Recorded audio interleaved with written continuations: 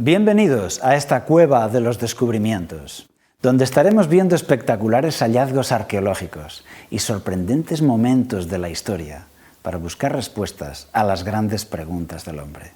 Acompáñanos en La Biblia Sorprende.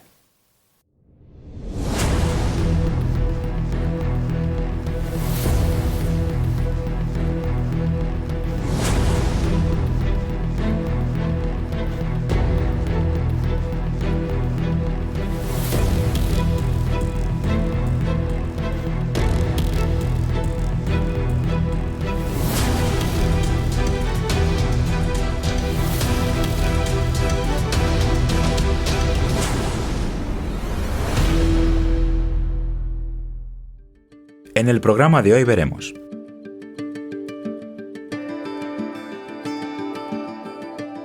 Roma, el imperio de hierro, actúa en la historia bíblica, ¿contra la voluntad de Dios o cumpliendo los planes de Dios? ¿Murió Jesús realmente en una cruz? ¿Qué dice la Biblia?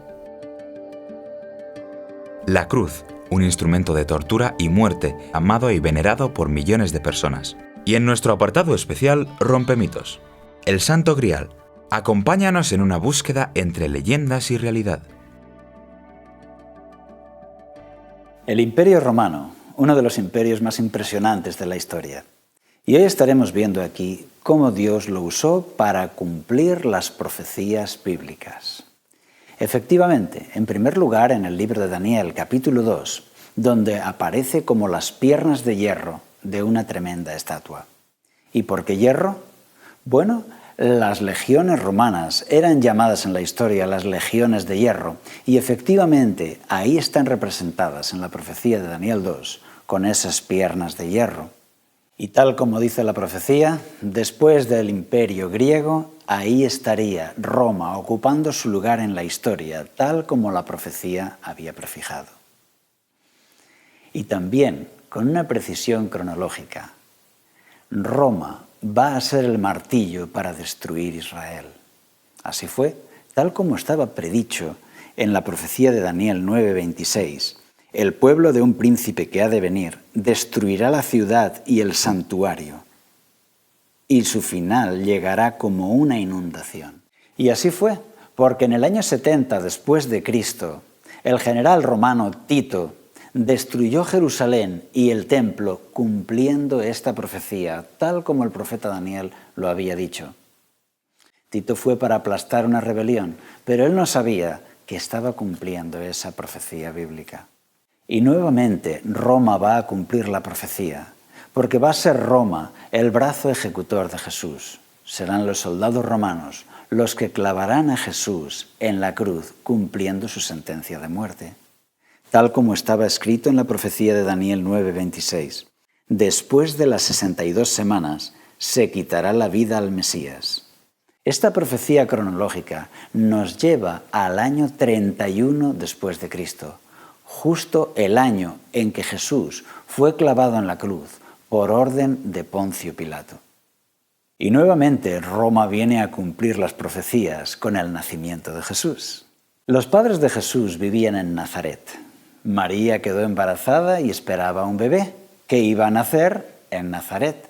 Sin embargo, la profecía bíblica decía que el Mesías nacería en otra ciudad, en Belén de Judá.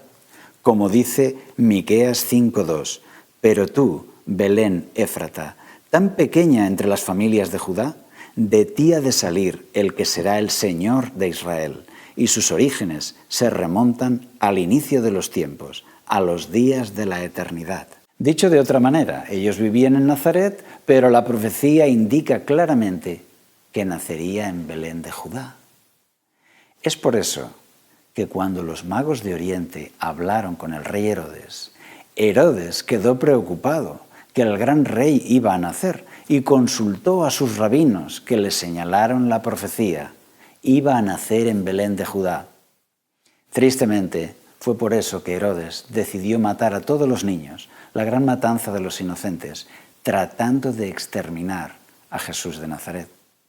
¿Qué sucedió entonces? Pues que el emperador Augusto vendría otra vez a ayudar al cumplimiento de la profecía.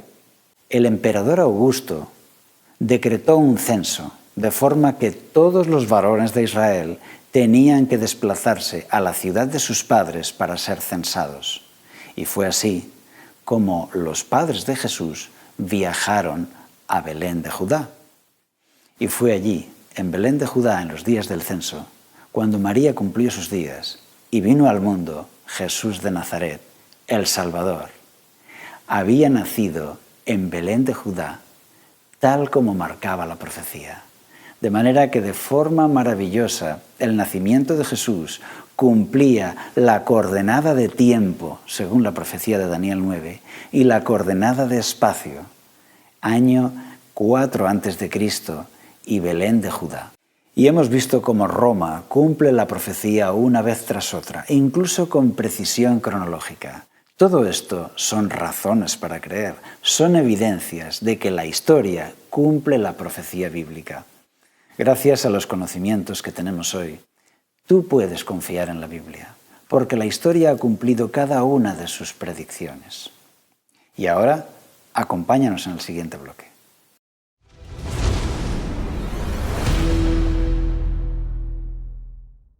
La cruz es uno de los símbolos más comunes en nuestra cultura y traemos aquí algunas de ellas. La cruz de Santiago, por ejemplo, que se usa desde las cruzadas. La cruz solar, que se conoce desde el Neolítico. La cruz esvástica, herencia de la cultura celta. La cruz de Malta, también conocida como cruz de San Juan. La cruz de Ankh, también llamada llave de la vida o cruz egipcia. Pero la que de verdad nos interesa es la cruz de Cristo, esa cruz que cambió el rumbo de la historia, esa cruz que fue tan importante que todavía hoy seguimos hablando de ella. La cruz es básicamente una tortura, un tormento, un sistema ideado para causar el máximo sufrimiento a una persona. Eso fue lo que sufrió Jesús. Muchas veces se ha hablado de qué forma tenía la cruz. En la antigüedad simplemente clavaban a la persona a un árbol y ahí se quedaba clavada durante días. Los persas tenían la crucifixión en un poste vertical. Los romanos solían crucificar o en una cruz en forma de X, en una cruz en forma de T o en una cruz en forma de cruz latina. ¿Cómo fue crucificado Jesús? Aunque no podemos saberlo a ciencia cierta, muy probablemente fue en una cruz latina. Porque la Biblia nos dice en Lucas 23:38, había también sobre él un título escrito con letras griegas, latinas y hebreas. Este es el Rey de los judíos. Si tenía un cartel colgado sobre su cabeza, sin duda es porque tenía algún tipo de mástil, algún poste vertical para sujetar ese cartel por encima de su cabeza. En la crucifixión romana en tiempos de Jesús, el condenado salía de la cárcel con los brazos abiertos, atados a un palo horizontal que llamaban patíbulum, y él recorría la ciudad con ese palo atado a sus brazos. Uno de los extremos estaba atado a uno de sus pies para que fuese más penoso y más difícil caminar entre los latigazos de los guardias. Podemos imaginar a Jesús caminando de esa manera entre los azotes de los soldados. Cuando se llegaba al lugar de la ejecución, ese palo horizontal se colgaba del poste que estaba clavado en el lugar de ejecución y ahí quedaba crucificado el condenado. Sangre, nubes de moscas, deshidratación y las burlas de las personas que estaban alrededor. Todo eso creaba una atmósfera verdaderamente satánica que podía durar días. Se ha hablado de si Jesús fue clavado en las manos o en las muñecas. Efectivamente, si se clava un clavo en las manos, la persona por su propio peso desgarra las manos y cae al suelo.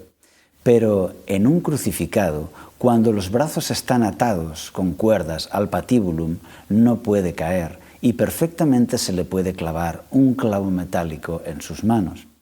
Por otra parte, la palabra que aparece en la Biblia para muñeca y para mano es la misma, de forma que no es posible determinar por el texto dónde clavaron esos clavos a Jesús.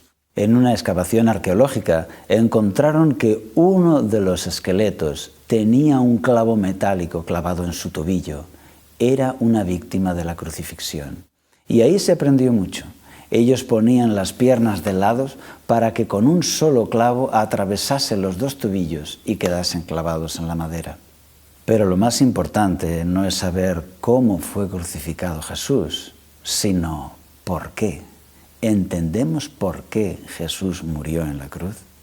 Vamos a verlo ahora con una batería de textos. Primera de Pedro 1:19 dice que fuimos rescatados con la sangre preciosa de Cristo, como de un cordero sin mancha y sin contaminación, es decir, murió para pagar el precio por ti y por mí.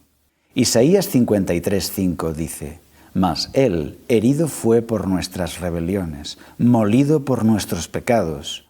Por darnos la paz, cayó sobre Él el castigo, y por sus llagas fuimos nosotros curados. Hechos 20:28 nos dice que Él salvó a la iglesia del Señor, la cual Él ganó por su propia sangre.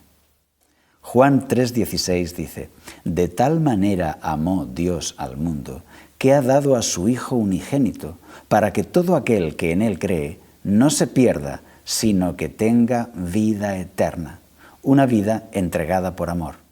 Romanos 5:8 dice: pero Dios muestra su amor para con nosotros, en que, siendo aún pecadores, Cristo murió por nosotros. De manera que lo importante no es cómo murió en la cruz, sino por qué Jesús murió en la cruz. Porque Él, estando en el cielo, vio a la raza humana caída y decidió venir para salvarla. Pagando con su vida, entregó su vida por la nuestra, pagó el precio del rescate para conseguir tu salvación y la mía. Esto es cierto para aquel que lo cree. ¿Ya has oído hablar del Santo Grial? Pues acompáñanos en el próximo bloque.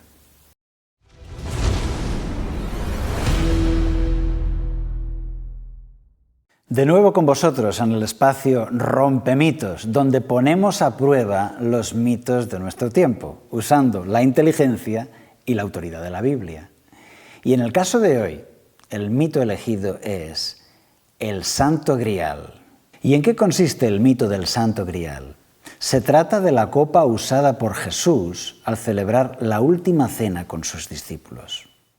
La leyenda dice que esa copa fue recogida y que llegó a contener la misma sangre del Cristo crucificado. Así es, los soldados romanos rodeaban la cruz de Jesús. Roma está muy presente en este programa. Uno de esos soldados romanos, llamado Longinos, con la copa de la última cena, recogió algo de la sangre de Jesús, recordando las palabras que se atribuyen a Jesús de que el que bebiera de su sangre viviría eternamente. La leyenda dice que se conservó esa auténtica copa usada en la Santa Cena y que contenía la sangre de Jesús vertida en la cruz. Por eso el que poseía esa copa tenía unos poderes sobrenaturales, iba a vencer en todas las batallas y además tenía como propiedad la inmortalidad. Eso desde luego era una mala interpretación de las palabras que dijo Jesús en la última cena. La leyenda continúa y vuelve a aparecer la copa en la tradición del rey Arturo y los caballeros de la mesa redonda. También entronca con los templarios y todos esos mitos celtas que llegaron a fundirse con la tradición cristiana. Se dice que algunos han estado buscando el Santo Grial, esa copa que podría dar la inmortalidad a aquel que lo posee. Pero aunque todo esto es un mito, en realidad hay un significado profundo. Sirve de alegoría para una realidad que está explicada en la Biblia. Vamos a leer el texto bíblico para entenderlo. 1 Corintios 11:25 dice: asimismo, tomó también la copa después de haber cenado, diciendo: esta copa es el nuevo pacto en mi sangre. Haced esto todas las veces que la bebáis en memoria de mí. Es decir, Jesús quiere simbolizar con esa copa y con ese vino que Él va a derramar su sangre por los hombres y que nosotros debemos aceptar esa sangre. Y ahí está el símbolo del beber. En aquella última cena, ellos comieron y bebieron. El pan que simbolizaba su cuerpo partido que Él daba para los hombres, y la copa que simbolizaba su sangre que Él ofrecía para la vida del mundo, para dar vida al mundo. Es bien sabido que la vida está representada por la sangre. El hecho de que Jesús nos ofrezca su sangre es que nos ofrece su vida. Él, en la cruz, derramó su sangre, derramó su vida para regalárnosla a nosotros, a ti y a mí. Es por eso que en la última cena instituyó ese hermoso símbolo. Bebed todos de ella, aceptadla.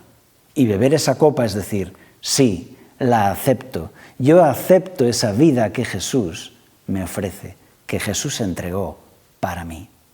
Jesús había hablado muchas veces de ese comer y beber, simbolizando que igual que el alimento entra en nuestro cuerpo y nos comunica su energía, así también Él quiere entrar en nuestra vida para formar parte de ella. Como dice Juan 6:56, el que come mi carne y bebe mi sangre permanece en mí y yo en él. ¡Qué palabras maravillosas! Permanece en mí y yo en él. Esto es más que entender el sacrificio de Jesús. Esto es vivir el milagro de vivir en comunión con Jesús. El que come mi carne y bebe mi sangre permanece en mí y yo en él. Y esa íntima comunión espiritual es lo que produce una vida diferente. Por eso, amigo que me escuchas, a pesar de que el Santo Grial es un mito, mezcla de mitos celtas y tradición cristiana, a pesar de eso, efectivamente, sí que debemos tener esa copa con nosotros para beber de ella y que Jesús permanezca en nosotros. Por eso, con la autoridad de la Biblia, declaramos que el mito celta del Santo Grial queda roto. Pero al mismo tiempo te invitamos a meditar en este símbolo. Como dice Jesús, esta es mi copa, representa mi sangre, bebed de ella todos. Nos vemos en el próximo programa de La Biblia Sorprende. Hasta entonces.